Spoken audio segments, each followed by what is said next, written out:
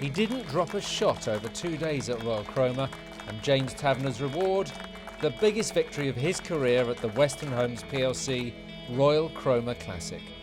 The Hendon assistant has only just completed his PGA apprenticeship. How he won by a significant 5 shots is coming up.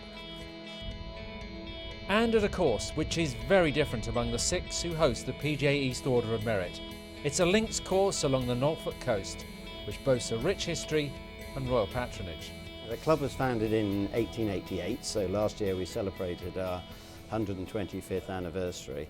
We actually were given royal patronage by Edward VII, as he became, from day one, so we are one of the few royal clubs in the country. And it was designed originally by old Tom Morris, although it's gone through a number of changes over the years. And we've had a number of dignitaries from the world of politics, from royalty, from literature, visit the club over many, many years. Tony Jacklin once thought our 14th hole, has picked that as one of his favourite holes in the whole of the UK. And in fact, this is the place where the Curtis Cup was actually founded. There was a ladies' English international match here, and the Curtis sisters decided that this should become a future event. And so it's got a great history, this club, but despite that, we don't like to think of ourselves as stuffy. You'll see memorabilia all around the clubhouse, but nevertheless, it is a very friendly, welcoming place. Immersing themselves in the course as well as its heritage are the 2 overnight leaders. Luke Eggleston heads the field after round 1. The Loughton pro shooting his best competitive round of the season, a 5 under par 67. Played pretty well. I like the course, it suits my eye. Started off with a bogey yesterday, which a little bit skew whiff to start with, was lucky to make bogey. And then it just kicked into gear. I love links courses. I love the versatility of the shots that you have to play. Obviously the wind's a massive factor if it blows, and just sort of bump and runs, and it's nice. 2 shots off Luke, and playing in the final match, the eventual winner James Tavernier after a first round 69. Alongside Richard Webb, the Tilsworth Golf Centre pro. This course was created in a different age, before fitness and technology changed the striking power of top players. But Royal Cromer has big plans to keep in the top echelon. A major rebuilding programme is underway, and they've got just the man for the job. Mark Heveron is course manager. Not a bad CV already. He's arrived in Norfolk by way of Loch Lomond and Hoylake. In fact, his greenkeeping skills are so in demand, Royal Cromer loan him back to the R&A when each Open comes round. So that experience is being put into this landscape. The golf tuition this time comes from a master in grass. The courses, we're going through some changes just because the courses are needing to be brought up to date for modern equipment and just tinkered with a little bit. What we're really trying to do is make the course a tougher test for these guys who are playing here these couple of days, but making it more enjoyable for the not so professional golfer, as it were. So, but for me, it's a great, and for my team of boys, it's a great advert for Greenkeeping to go forward with the course, Even the deepest undergrowth is being eyed up in a bid to test the most talented, like here at 15. This is one of the signature sort of backstretch of the golf course. This is a typical 394 par 4 downhill. A lot of the big hitting guys will take irons off if they're in the lead here. Bungs up at the green, bracken in place. What we want to try and do is encourage a second shot uphill, and we want to try and get them hitting a longer iron into the green. So we're looking at one of the areas to lengthen the course is going back in here. Like I say, people are saying that you won't get much length out of the course, but a bit of imagination. I think we can. This is where we'd like to take it. You serious? Yeah. No. Honestly, I mean, I think with a lot of work, you come back in here, you're adding 35-40 yards onto a downhill par 4. I mean, you haven't got much view of the thing now. It'll take a lot of work to bring this in, but this then, I believe, will probably become I think one of the best par 4s around, if certainly not in the country. It's the 15th. If you're leading a tournament, it's a pressure tee shot. even to if you're in a Saturday medal, standing on the members' gentlemen tees, it's a tough enough tee shot. So if you're standing up here looking to win, looking to qualify for an Open maybe, it's a daunting tee shot from back here. Mark's skills and strategies are as methodical as the efforts of any Open champion. The greens would typically have somewhere before in the region of 120 units of nitrogen a year, sort of the old school method of greenkeeping. But if you do something like that on coastal sites like this, necessarily you overfeed the plant, you get the wrong cultivars or grasses in. So what we do now is we try and keep it to about 65 units of nitrogen, so half of what it was having.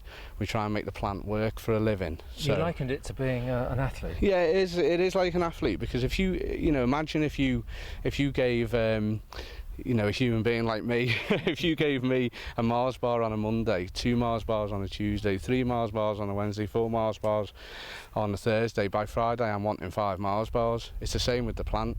If you give it ready available nutrients by using granulars that are always available to the plant, then it just sits there. It doesn't have to work for a living.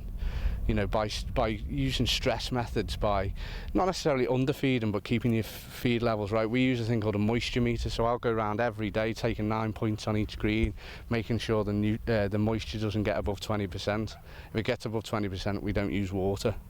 And this is all striving for the plant to search for its roots to go deeper, and it becomes more sustainable. It lives off its own source. So it is like being an athlete. It's training it to be as strong as it possibly can, naturally. On his course, here are some of the movers. Luke Eggleston would unfortunately go backwards on day 2. The overnight leader couldn't keep up with the pace. James Rubottom would cause a stir with 4 birdies in the first 11 holes. Though fading away in the later stages, it would still be a 1-under return for the Welwyn Garden City pro. Richard Webb, now he was lying second overnight, but his tilt at the title was lost on the front 9, where he dropped 6 shots. Paul Hetherington, on the other hand, was picking up 4 shots in the first 11 holes.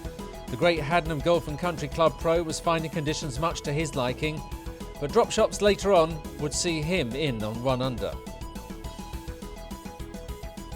Among the pressure of competition, Royal Cromer has also demonstrated the widest range of expertise and commitment, which every club pro possesses. This is Daniel Field. His caddy is 14-year-old Harry Bennett.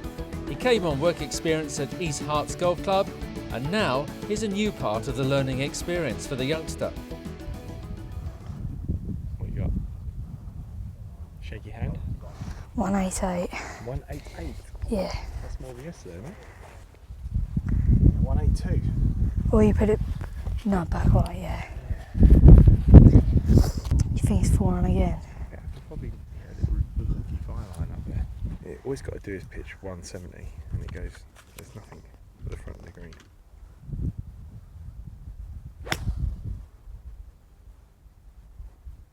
So club pros sell the best equipment with their real knowledge, teach us how to play better, and they're also passionate about nurturing the next generation.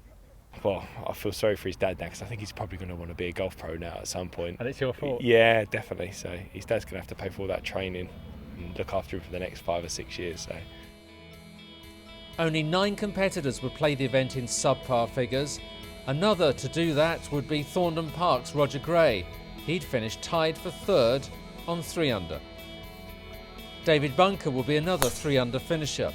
The Stanmore pro was giving the winner Taverner a real run for his money down the stretch. 5 birdies in 6 holes and the chase was on. But coming up short, he too would have to settle for a tie for 2nd place.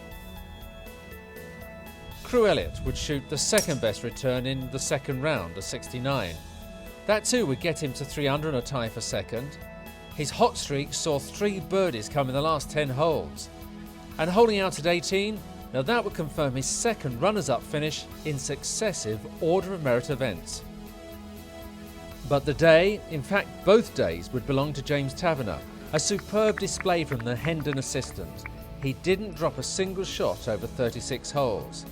On day 2, adding 5 birdies to the 3 he collected on day 1.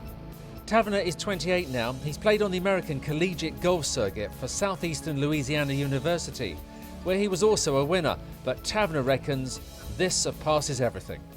Absolutely delighted, absolutely delighted, on top of the world. Yeah, it feels wonderful. To win an event like this, what does it mean to you as a professional? It's the biggest achievement to date, as a professional, that's for sure. It was my target for the year to win the East Region Order of Merit. Not got off to the start that I hoped I would, but nice to perform this well in event 4. 2 to go, who knows? The win propels Taverner into 6th spot on the Order of Merit after 4 of the 6 events in the PGA East region. And now the race to Turkey is really on for the PGA playoffs. In pole position is Ian Ellis. The great Yarmouth and Caister pro leads the way, but now just 5.5 points behind is Jason Levermore from the Channels Golf Club. His consistency this year, and of course in previous ones, is starting to tell. And in 3rd spot comes Dunstable Downs pro, Darren Charlton. So 2 more events to come, a lot more golf to be played before the PGA East Order of Merit is decided in 2014. Next up, the PGA East Anglian Open at Basildon.